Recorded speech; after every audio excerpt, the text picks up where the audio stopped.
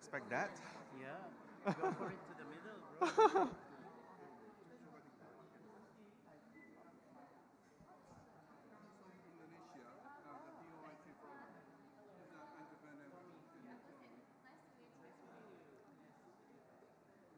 Hello. I'm Jeff. Agusin, nice to meet you. Yes.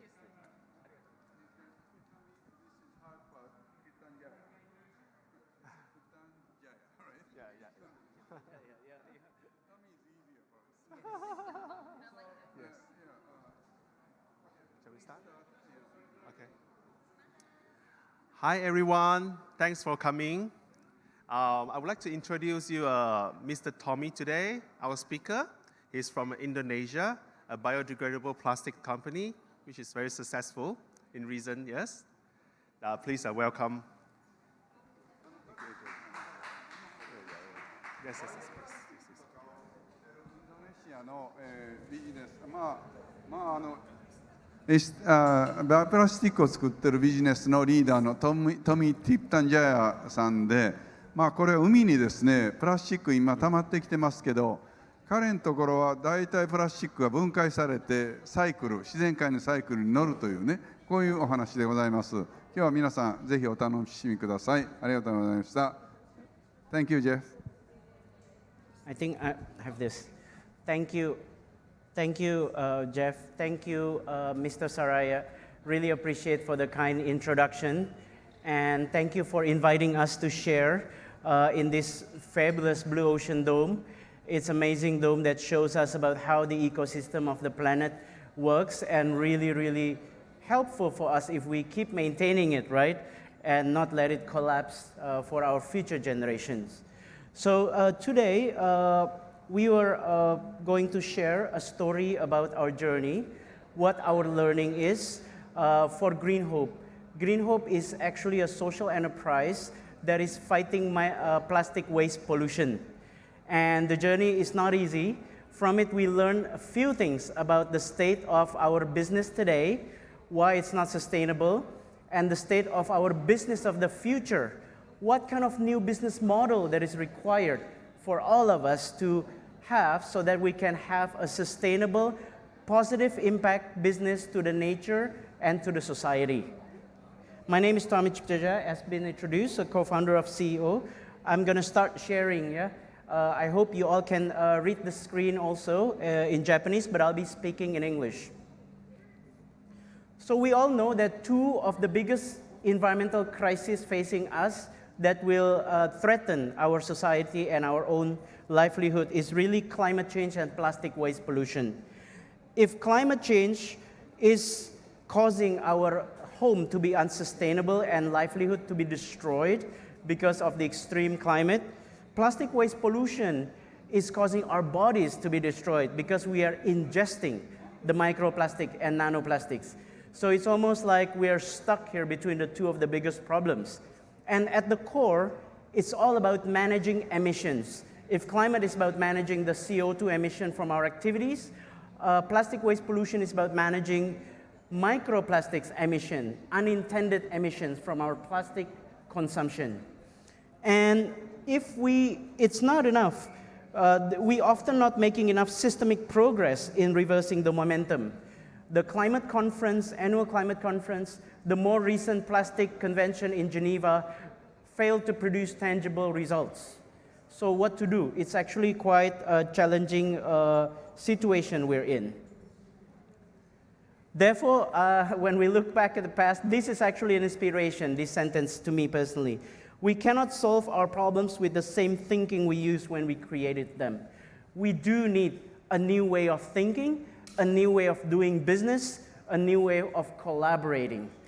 And that's what we need to happen, and that's what Green Hope is going through. We made a lot of mistakes. We made few things right. So that's what we are sharing for you today. And we hope it can help to inspire you. It can help in what you do, to do things in a new way. So what went wrong? What can be improved? What missing approach or mindset that is needed? So if we look into plastic waste pollution as an example of systemic problem, which is the problem that it's actually three characteristics. It's global in scope. No region, water, soil living is immune. Almost all are contaminated. Japan is a great example where you have collected your waste very well, you separate it very well, you put your waste away very well, plastic-wise, but you are not immune from the global plastic waste pollution. Why? Because of the seafood we eat is sharing from the same ocean that other countries are leaking plastic waste to.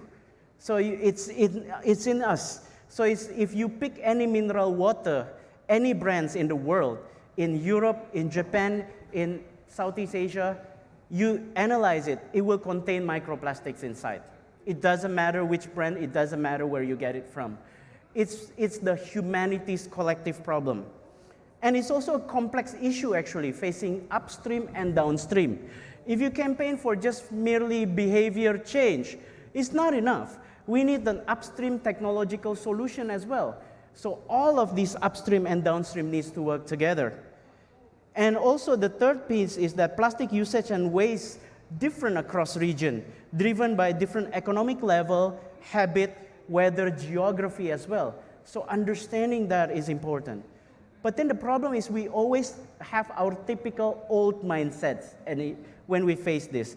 The old mindset that says that, oh, we need one solution or global standards. Let's all stop using chase for this one solution. That is a wrong mindset. It's not enough. Two is that, oh, my initiative is the best. Sometimes I have lots of friends, well-meaning activists says, don't use plastics at all. You know, reduce is the best.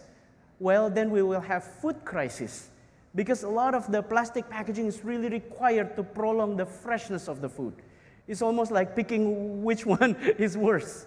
So we also talk about reusable, talk about recycle. Sometimes this self-righteous saying that my R is the best, the other guys are greenwashing. So that is not very productive as well.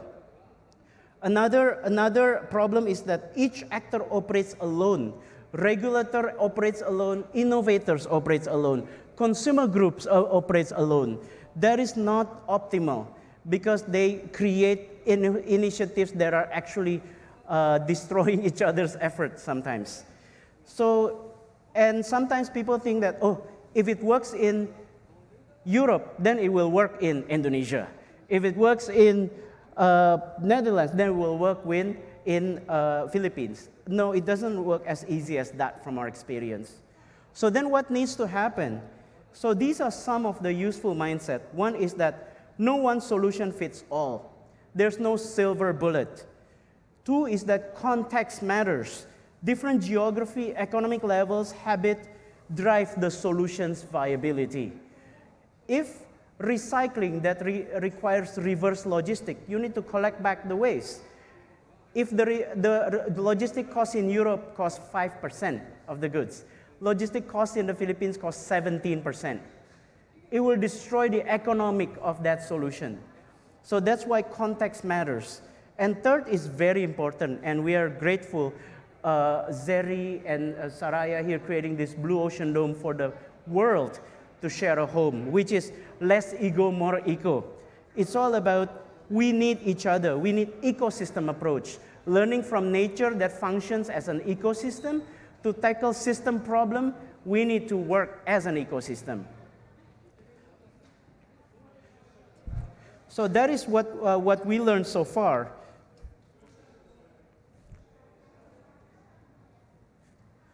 So if you talk about no silver bullet, right, there are so many solutions already being done. And you know, recycling, we need to recycle, absolutely. But each solution still has homework to do. Biodegradable, yes, we need biodegradable. But then the question is, under what conditions it will biodegrade? What is the local context where it becomes a waste? Or we use reusable. In Europe, reusable is very popular, which is very good. If we can go to reusable, we go to reusable. And then incinerator, pyrolysis, also very good. But then each R still has homework to do to make sure there's no unintended consequences. So this is just an example that if you look into a snapshot of 3 countries, you'll see you realize immediately that The Netherlands, with 18 million people, with very narrow 40,000 kilometers square, is very different than Indonesia with 2 million kilometers square and 280 million population. And also another thing is that our GDP per capita is less than 10% of the GDP per capita of a European country. What that means is the type and the size of the packaging that our people buy is very different. So sometimes when I speak at the international communities, they don't understand why Philippines, Indonesia use so many sachets. But then we tell them, our people get daily wages. It's cash constrained. That's the only cash they need, they have. They cannot afford reusable container that is so big because that's a cash flow tie up to that container. So that actually drives what kind of solution needed because the consumer use different things. So that is what we learn. So no single country has solved the plastic waste pollution holistically. Some people don't like these slides actually because it shows that even though some of our friends in Europe that says they're already done with the plastic waste pollution, but they're actually exporting plastic waste.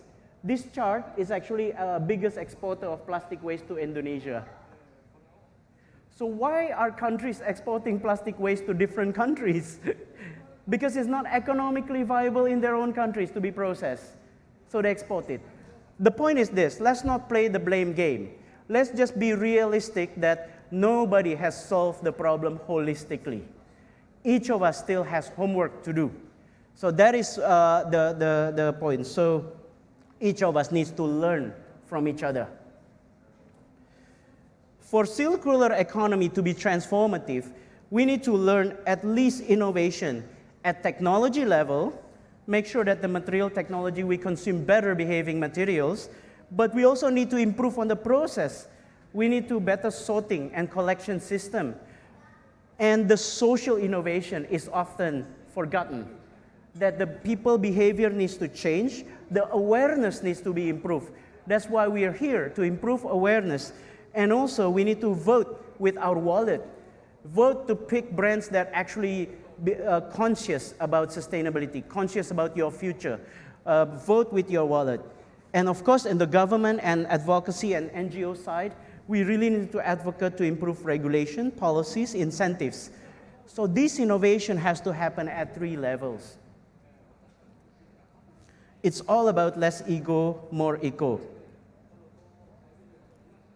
So what is the missing paradigm so far when we talk about plastic waste pollution? Of course, if we can reduce, we need to reduce. We talked about it.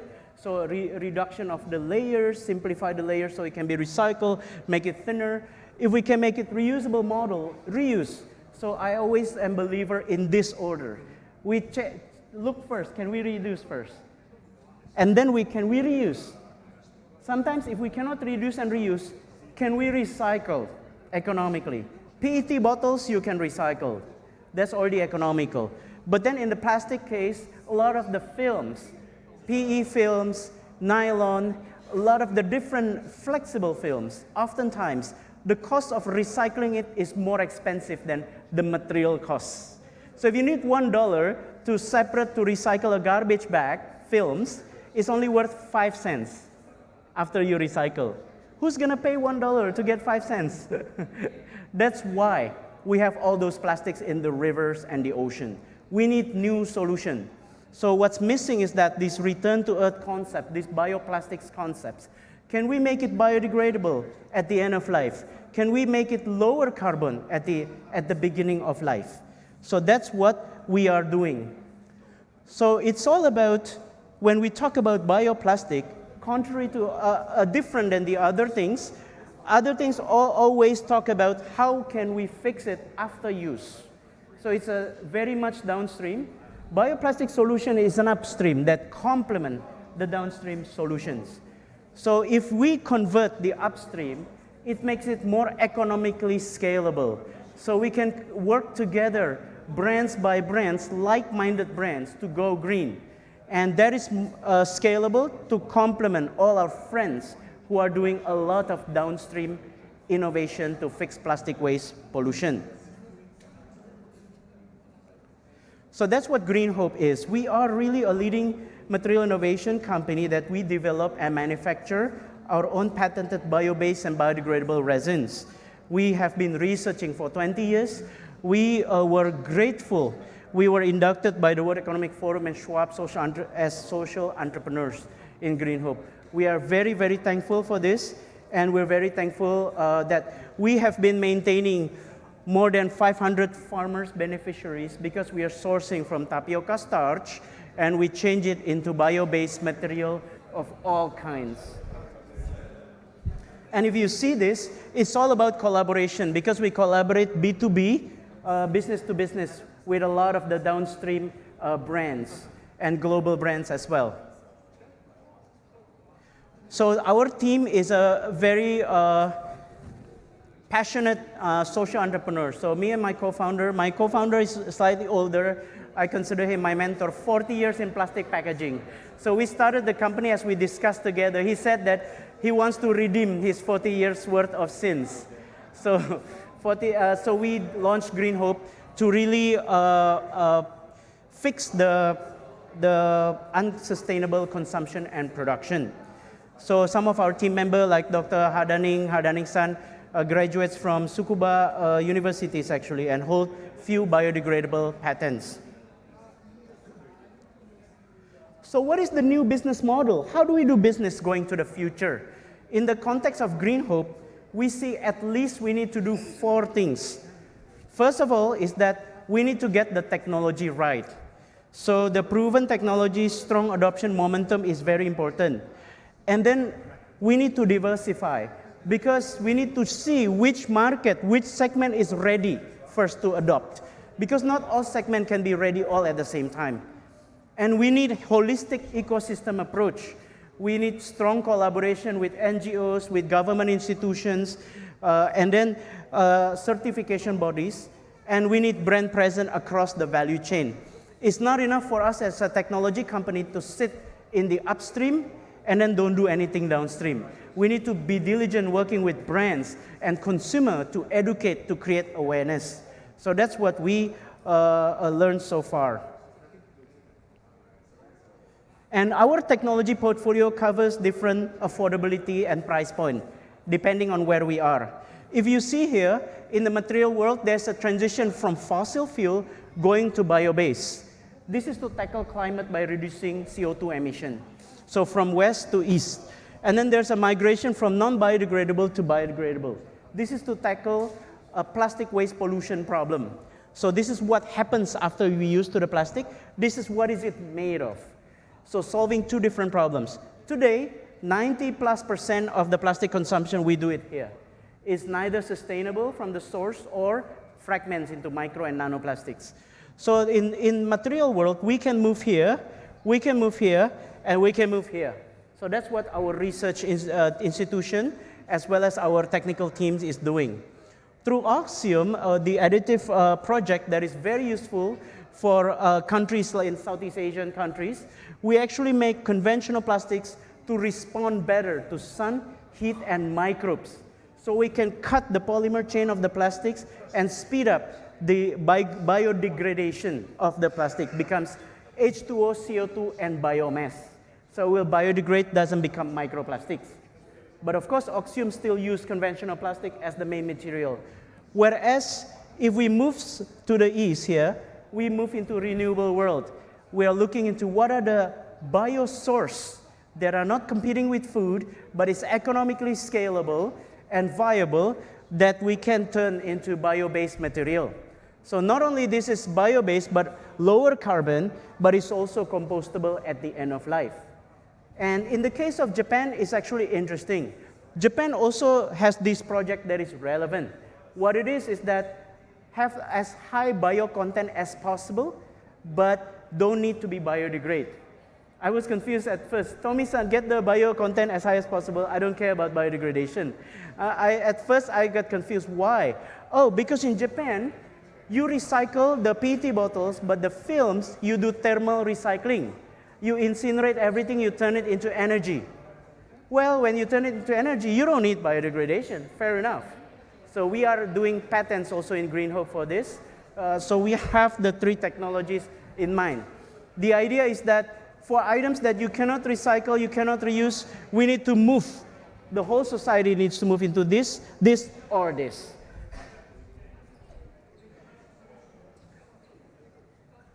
So our technologies is actually do not create microplastic because there are some misconception as well as some different technologies that doesn't biodegrade all the way. So if a plastic only degrade, that means the plastic only going through physical degradation and maybe chemical degradation. That is not enough. We need to go to physical and chemical and afterwards biological degradation. That's where the complete organism accumulation, converting the plastic into H2O, CO2, and biomass. So we were fortunate that in the UK journal, even Q1 journal, it shows that we do have the technology that actually can biodegrade naturally through oxium, becoming H2O, CO2, and bioplastic, bio-based biomass. So the other technology is actually exciting. This is where the social enterprise heart and the social impact becomes one. We create the bio-based from tapioca starch, and we convert it. It's got lower carbon in the source, and it will be compostable or biodegrade at the end of life. But we source it from the farmer cooperatives at a fair for life wages. So this is actually an exciting new business model of the future, I believe, where we can source from the tapioca farmer through our patents and our technology and higher value add, and we're hitting different SDG goals here. We can create different materials that all these brands, actually our customers, they can use a better behaving plastic replacement material. So if you think about it, then this creates a less environmental footprint. We test it on animals, we test it on nature, it's got no negative impact. So if you think about this business model, then the more consumption happens, that a greener consumption, the more we exert social impact and alleviate poverty in Indonesia. So this is what's exciting for us to push for the Nature Loop and EcoPlus technology. And the evidence, if you were to visit our manufacturing plants, you'll see that there's no negative impact, even on single cell organism.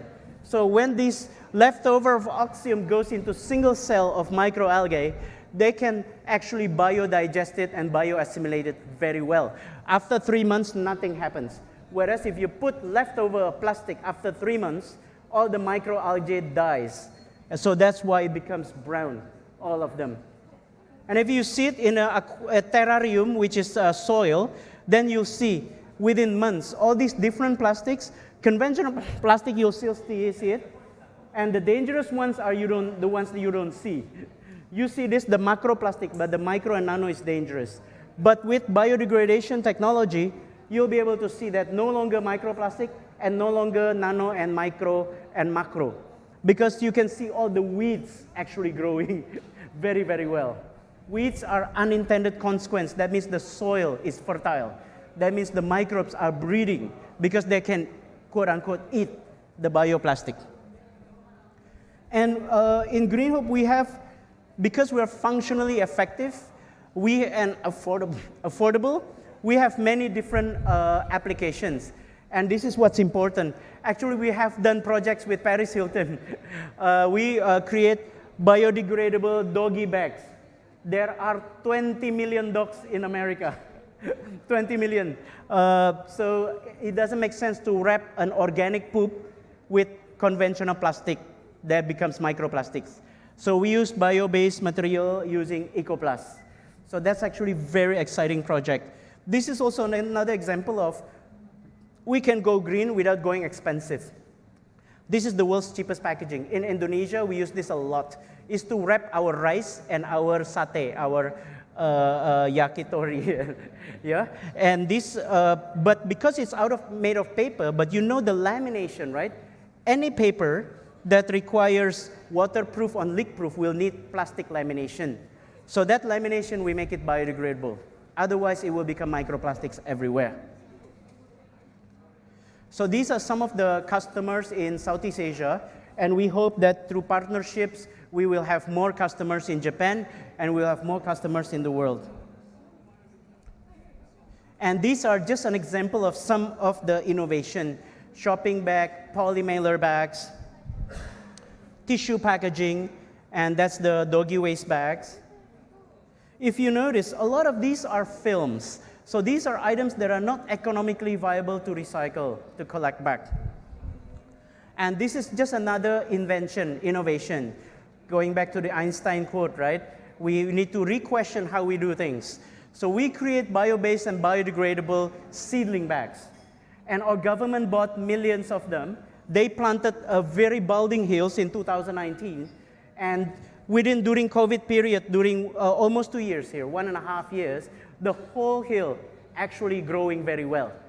And they use these biodegradable seedling bags. So the government, they don't need to tear this planting material. Because when you tear it, the planting material will be all over the place. And if you plant it in a very steep hills, the soil erosion and everything also bad. So by using this biodegradable bag, we protect the seeds, we protect the roots as it grows, but then it biodegrades just in time. So it's actually very, very exciting innovation. Another exciting innovation is this made it into another journal, very prestigious journal in palm oil, which basically we can use Oxium biocompost. So these are bags that you make it a slow release biodegradation. Have you drank a medicine that says 24-hour slow release? So it doesn't release the active ingredients immediately in your body. It will slow release it during the time. It functions the same way. It will biodegrade over 9 months if you put it by the base of the palm oil, and it will slow release the organic compounds. Why do we need this? Because if you don't protect it with the bags, the organic compounds will be fried by the sun immediately. Or if it rains, it will flush out the organic compounds. So we need the bags, and the bag needs to be dispensed gradually.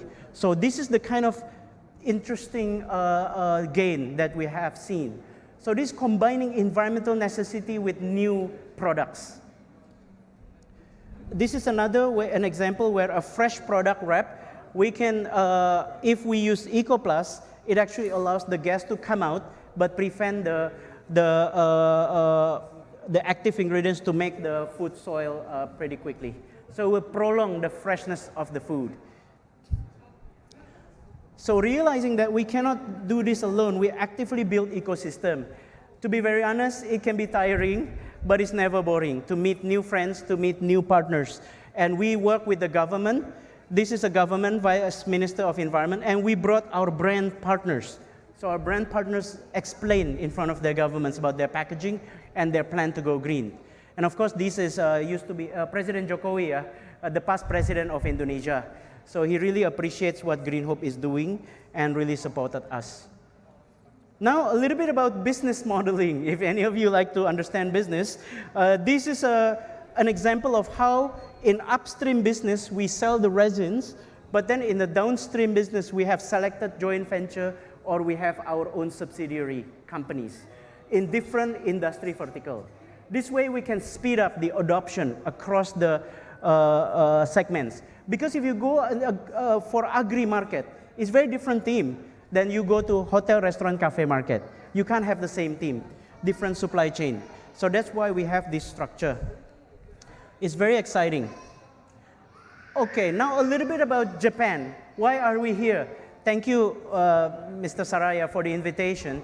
But we are very keen to partner and look for good partners in Japan because Japan is a good role model. Japan government during COVID even already passed a roadmap saying that, look, we're going to start this transition towards bio-based economy. And by 2030, at least 20% of our consumption will already be bio-based. So that is very exciting because think about the agriculture mulch films, fishing gear, not only that, containers, packaging, that's fine, but car parts, automotive parts, in the future will be bio-based because it's lower carbon. So the Japanese government think that it's nationally to meet the NDC, nationally determined goals, they will use more bio-based. And we are having many partners from Japan as well, and we are looking to expand our Japan presence. This is a good example where through project with United Nations, we actually create more capacity building with the farmers. But what's exciting is through Green Hope technology, we turn it into bio-based straws. I don't know if any of you like paper straws, but paper straw generally will dissolve with our drinks, right? So that means you're drinking the bleach and drinking all the whatever chemicals in there. So this doesn't dissolve, but when you throw it away, it will biodegrade or compose. But in Japan context, you probably thermal recycle it. But because it's made out of tapioca starch, you save carbon compared to conventional plastic. So already some of our partners in Okinawa distribute to many Japanese cafes on this. So to conclude, solving systemic challenges need new mindset, new collaboration, and new business model. Traditional effort is not enough. And we are operating on new mindset. We still is a work in progress. We still make mistakes. We are learning from our mistakes. But then finding a new partners is priority for us because we want to expand our impact. We believe that Japan partners with high technology awareness and Indonesia with the raw material and all our upstream work in technology raw material, but Japanese has the very cool applications. We can combine together, we can serve Japanese market, and we can serve the world when we co-create the new technologies together. So consider Green Hope as the ready, willing, able, mission-driven, and efficient R&D technology company in Southeast Asia, where we leverage Southeast Asia native resources. Yeah. Thank you so much for your time and attention. Really appreciate it.